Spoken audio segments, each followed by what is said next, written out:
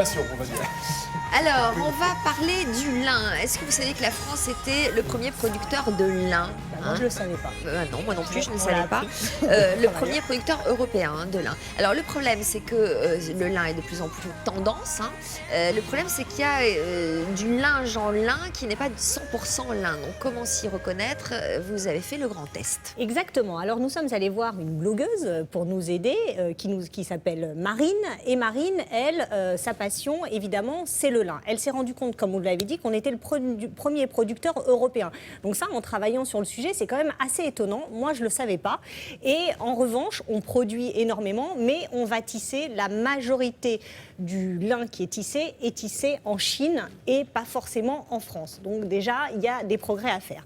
Et donc Marine, elle s'est intéressée à ce produit parce que, comme vous l'avez dit, on en voit de plus en plus du linge de maison en lin. Il y en a à tous les prix. Alors, est-ce que le prix est gage de qualité? Est-ce que le poids? Est-ce que la texture? Comment on fait pour s'y retrouver? Eh bien, c'est très simple. Écoutez les conseils de Marine et on décrypte tout après en plateau. Regardez. Le lin, c'est la référence intemporelle dans nos intérieurs. Mais avec le boom de la tendance écolo, le lin est revenu en force dans les enseignes de déco. Marine, blogueuse et créatrice de linge maison, en est l'une des spécialistes. Alors aujourd'hui, quand on achète du lin, il faut faire très attention à deux choses. Tout d'abord à la composition. Bien souvent, on vous présente des produits en lin, mais en fin de compte, c'est souvent un produit métis, c'est-à-dire coton-lin, avec uniquement 25% de lin. Ensuite, il faut faire attention à la provenance du produit, parce que 80% du lin est filé en Chine, et les Chinois ont tendance à le couper avec du chanvre ou du polyester, ce qui fait que vous n'avez plus une fibre tout à fait naturelle, 100% lin, comme ça peut être marqué sur les étiquettes. Alors, comment distinguer un véritable lin d'un lin coupé? Pour le découvrir, Marine réalise un match avec 3 housses de couette en lin, aux gammes de prix allant de 90 à 185 €. Le test 1, c'est le test de la texture, au niveau de l'apparence et au niveau du toucher. Donc on va vérifier tout d'abord que le lin ait un tissage quadrillé. On va vérifier également qu'il ait une texture souple et un toucher brut, contrairement à un lin coupé qui peut gratter s'il est coupé avec du chanvre. C'est la couette au tarif le plus élevé qui remporte le test, face au petit prix dont le coton atténue le tissage et le prix intermédiaire dont le reflet brillant indique la présence de polyester. C'est parti pour le test du lavage. Alors après l'essorage, le lin 100% naturel sera légèrement froissé mais il ne sera pas fripé, contrairement à un lin coupé avec du chanvre. Ensuite, si le lin a été coupé avec du coton ou avec du polyester, il restera lisse et n'aura pas cet aspect légèrement froissé, brut et naturel du lin.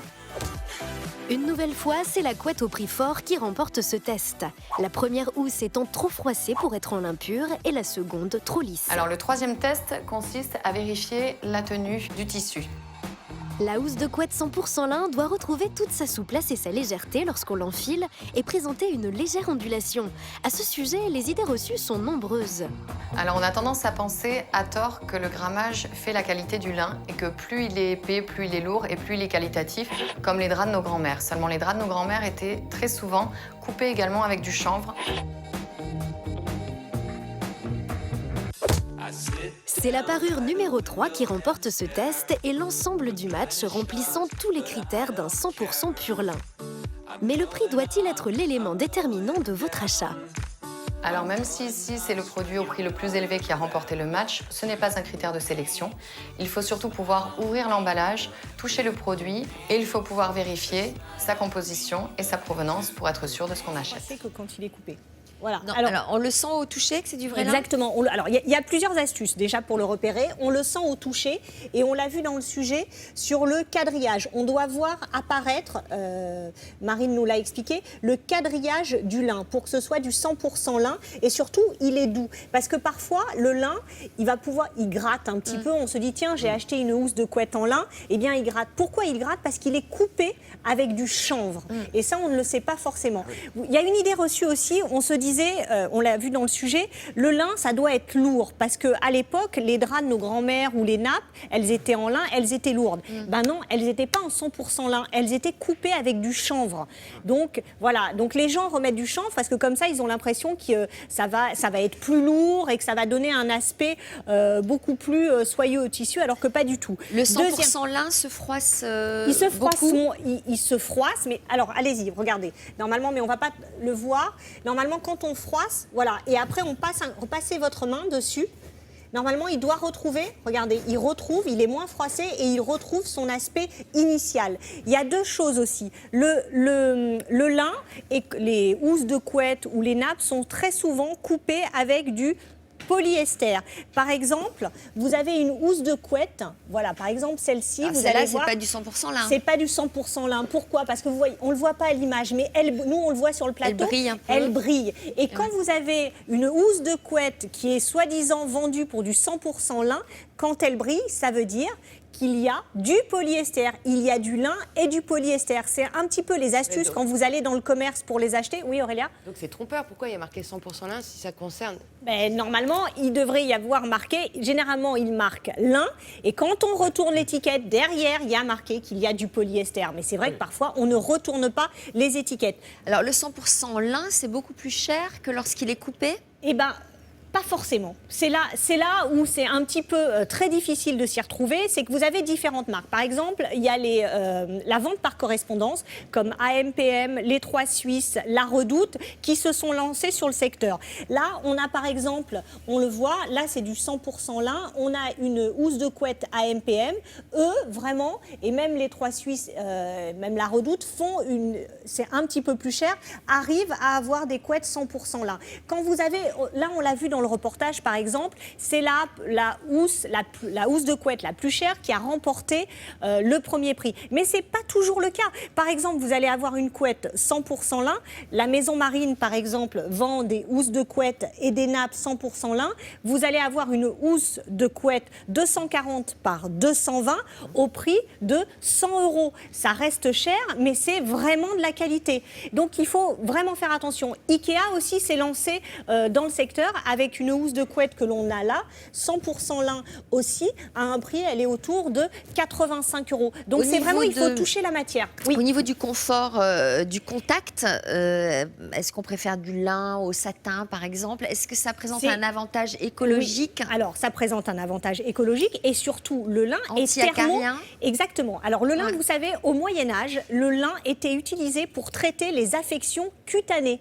Ça, parce que dans les fibres, ça permet de soigner certaines infections de peau. Et surtout, le lin est thermorégulateur. On se dit, on achète du linge de maison en lin seulement l'été. Eh bien non, vous pouvez l'utiliser l'hiver parce que il va conserver la chaleur et aussi il va comment dirais-je, vous transpirez, eh bien il va absorber 20% d'humidité et la faculté du lin, c'est à sécher relativement vite. Donc vous pouvez aussi bien l'utiliser l'hiver que l'été. Donc, si vous voulez acheter une housse de couette à un prix très abordable en lin, c'est moins cher qu'en satin de coton. C'est moins cher qu'en satin de coton, voilà. Bien évidemment. Non, mais vraiment, le lin, c'est une très grande tendance et on peut une couette pour deux personnes, 240, je le répète, 220, autour entre 90 et 100 €. Vous êtes sûr de ne pas vous tromper, mais regardez bien l'étiquette et surtout touchez la housse de couette avant l'acheter. Si vous la commandez par correspondance, vous regardez comme elle arrive et puis sinon vous la renvoyez. Voilà. Est-ce que c'est plus résistant que le coton? C'est plus résistant que le coton. Oui, le lin est plus résistant que le coton et vous pouvez le laver en machine à 60 degrés, le passer au sèche-linge aussi, mais c'est un petit peu déconseillé et vous le vaporisez avant de le repasser parce qu'il faut quand même le dire, c'est un petit peu galère de repasser des housses de couette en lin. Voilà. Est-ce qu'il faut les repasser? L'intérêt, c'est que ça ait cet aspect un peu froissé. Normalement, si c'est du 100% lin, vous pouvez, en tirant bien, vous le remettez sur votre lit, vous retirez, vous passez votre main et normalement, ça doit bien se mettre. Tous les conseils sur le blog de Marine, de la Maison de Marie. Alexandre? Évidemment, ce blog qui va se retrouver sur notre site internet france2.fr à la rubrique C'est ton programme. Il y avait plein de questions sur le lavage du lin. Je pense qu'il faudra un jour refaire une chronique. Comment ne pas que ça rétrécisse? Est-ce qu'il faut le repasser? On fera ça un autre jour. Alexandre, si c'est du 100% lin, vous le mettez à 60 degrés dans votre machine et normalement, il revient impeccable. Eh bien, je vais l'essayer dès ce soir, je vous le promets. Marie-Josée.